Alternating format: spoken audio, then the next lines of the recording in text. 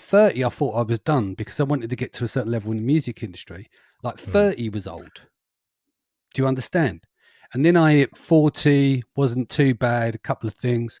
I'm now at 47 and I'm like, how do I extend this run now? Do you know what I mean? I've done a lot of work to get there, but how do I extend the run? So my mindset has changed towards it, not through just being deluded. I know I can't do what I did at 20, at 47 in the gym or whatever, but it doesn't matter. You work smarter. But I'm excited now. I still get up in the morning. I've still got energy and I want to get guys to come back and find out what's your purpose. Because if you've got a purpose and the reason to get up in the morning, a lot of things can change. But then you have to look around your life and take ruthless accountability. What do I don't like? Am I happy with how I look? Do I feel happy? Am I tired all the time? Am I bored? What can I do that's not self-soothing and just sitting in the pub to get over the week until Monday to go back to the job that I don't really want to do? And it's really starting to, first you have to work out what areas you want to prove, what you don't like. Some people say everything, but you've got to pick one or two of them and then work on those. But we can get into that, into more questions. Because I definitely think that's something that a lot of guys listening, would have been nodding their heads, that you suddenly, it's not like it's an immediate thing. You wake up one day and you start going, I haven't been out in months. I haven't, I haven't lost the connection with my partner. The kids see me like as a wallet.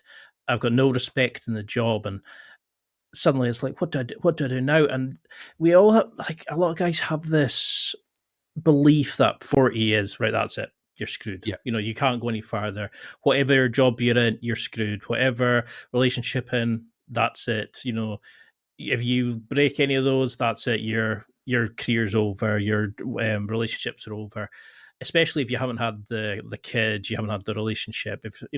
And I felt that pressure. As a guy coming up to 30, people are like, "Why are you not dating? Or you should be out having kids by now." And you start realizing that your parents are going to die soon. They're getting to that age.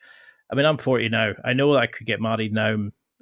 Say 75 roughly is the kind of, depending where you're living, is like the average age of death. So I could have 35 years with somebody, but in my head, I'm like, I must meet them now. I'm legit, and I could feel that sudden. Do you think that's where that midlife crisis comes from? That we suddenly take stock of our life, we actually review. Yeah, I think maybe we'll review and then we become a bit disappointed if we haven't hit the markers that we want, right? And then that feeds into the engine, which is, and unfortunately, that's a negative feedback loop. And then we can carry on down that path. And I suppose if you think that it's like a death from 1,000 cuts, isn't it? If you get chipped away at 365 days a year for 10 years, it's very subtle, it's very insidious, right?